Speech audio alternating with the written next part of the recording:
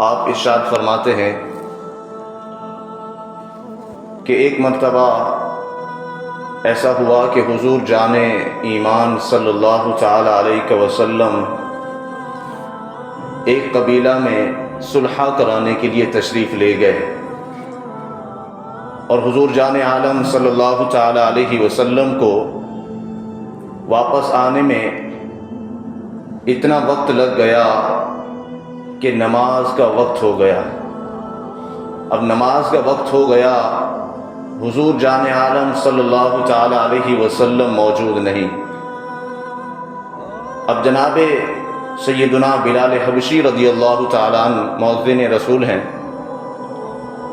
جب دیکھتے ہیں کہ نماز کا وقت ہو چکا اور حضور بھی موجود نہیں، تو آپ جناب سیدنا ابو بکر صدیق رضی اللہ تعالیٰ عنہ کی بارگاہ میں حاضر ہوتے ہیں۔ اب دیکھیے کہ مؤذن رسول سیدنا بلال حبشی کو بھی معلوم ہے کہ حضور کے بعد جو مصلی امامت پر کھڑا ہو سکتا ہے تو وہ ابو بکر صدیق ہے۔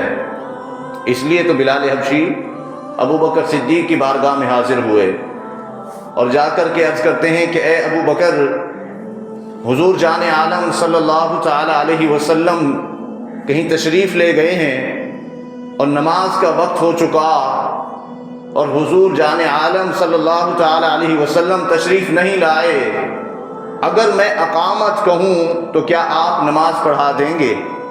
ابو بکر صدیق سے پوچھا بلال حبشی رضی اللہ تعالیٰ عنہ نے، تو آپ فرمانے لگے ٹھیک ہے، آپ اقامت کہیے، میں نماز پڑھا دوں گا۔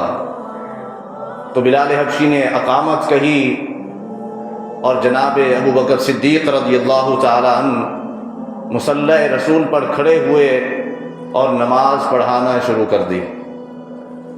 اب نماز ہو رہی ہے، نماز کے دوران صحابہ کرام نماز پڑھ رہے ہیں، نماز کے دوران حضور جان عالم صلی اللہ تعالی علیہ وسلم تشریف لے آئے۔ اب ہوتا یہ تھا کہ جب حضور کہیں سے گزرتے، جس راستے سے جس گلی سے گزرتے، اس گلی میں میٹھی میٹھی خوشبو مہکنا شروع ہو جاتی تھی۔ اب جب حضور جان عالم تشریف لائے تو صحابہ کرام کو بھی میٹھی میٹھی خوشبو آ گئی۔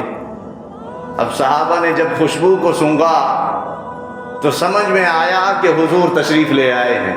اب حضور پیچھے سے تشریف لائے، صحابہ نماز پڑھ رہے ہیں۔ اب ہوا یہ کہ جب صحابہ کو معلوم ہوا کہ حضور تشریف لا چکے، اب صحابہ نے صفوں کو توڑنا شروع کر دیا، راستہ بنانا شروع کر دیا، یہاں تک کہ حضور آخری صف سے چلتے چلتے پہلی صف میں تشریف لے آئے۔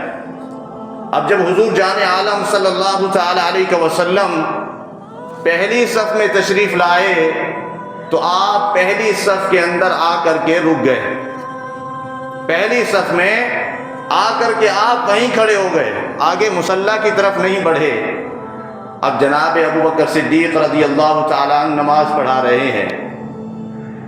اب جب صحابہ نے دیکھا کہ حضور صفحے اول میں رک گئے، آگے نہیں بڑھے، تو صحابہ نے اپنے ہاتھوں پر ہاتھ مارنا شروع کر دیے، یوں اس لیے ہاتھ مارے تاکہ ابو بکر کو معلوم ہو جائے کہ پیچھے حضور تشریف لے آئے ہیں اور وہ مصلی سے ہٹ جائیں۔ لیکن ابو بکر صدیق رضی اللہ تعالیٰ عنہ اتنا خشوع و خضوع کے ساتھ نماز پڑھتے تھے کہ پیچھے سے کچھ بھی ہوتا رہے آپ کو اس جانب خیال بھی نہیں جاتا تھا۔ آج ہماری نمازوں کا کیا حال ہے؟ کچھ بھی ہوتا رہے، فرمایا آپ کو کچھ بھی معلوم نہیں ہوتا، آپ اتنا خشوع و خضوع سے نماز پڑھتے۔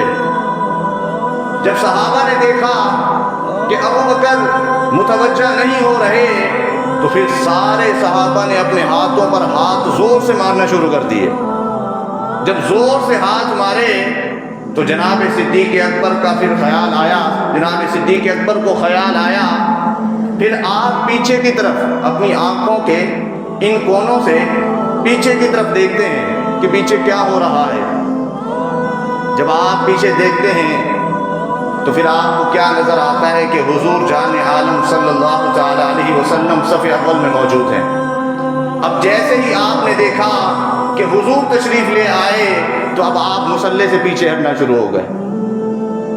اب یاد رکھیے کہ کتنا بڑا ہی علامہ مفتی آ جائے تو امام مصلی چھوڑ کے پیچھے نہیں ہٹتا، لیکن وہ صحابہ تھے، ابو بکر صدیق تھے، ان کو پتا تھا کہ دین سارا حضور ہے، اس لیے وہ مصلی چھوڑ کر کے پیچھے ہٹنے لگے تو حضور نے فرمایا کہ ابو بکر نماز پڑھاؤ، نماز کو مکمل کرو۔ اب جب حضور نے فرمایا کہ نماز کو مکمل کرو تو جناب صدیق اکبر اپنے ہاتھوں کو اٹھا لیتے ہیں، اپنے ہاتھوں کو اٹھاتے ہیں اور عرض کرتے ہیں کہ مولا تیرا شکر ہے کہ تیرے محبوب نے مجھے اپنے مصلی پر کھڑے ہونے کے لائق سمجھا، مجھے اپنی امامت کا حکم ارشاد فرمایا، تیرا شکر ہے۔ اور یہ شکر ادا کرنے کے بعد مصلی سے ہٹ کر کے پہلی صف میں آ گئے، نماز نہیں پڑھائی، مصلی سے ہٹ کر کے پہلی صف میں آئے اور حضور جان ایمان صلی اللہ تعالی علیہ وسلم نے آگے بڑھ کے نماز ادا فرمائی، صحابہ کو نماز پڑھائی۔ اب جب نماز مکمل ہو چکی تو فرمایا کہ اے ابو بکر، جب میں نے تمہیں کہا تھا کہ تم نماز کو مکمل کرو پھر تم کیوں پیچھے ہٹ کے آئے؟ اب سنیے، فرمایا کہ اے ابو بکر، جب میں نے تمہیں اجازت دے دی تھی کہ تم مصلی پر کھڑے ہو کے نماز کو مکمل کرو، پھر کس چیز نے تجھے روکا نماز مکمل کرنے سے؟ جناب ابو بکر صدیق عرض کرتے ہیں یا رسول اللہ، ابو قحافہ کے بیٹے کی اتنی کیسی جرت ہو سکتی ہے کہ آپ کے ہوتے ہوئے مصلی پر ابو بکر کھڑا ہو؟ آپ کے ہوتے ہوئے میری یہ کیسے مجال، میری کیسے جرت ہو سکتی ہے، میری یہ کیسے ہمت ہو سکتی ہے کہ میں آپ کے ہوتے ہوئے مصلی پر کھڑا ہوں؟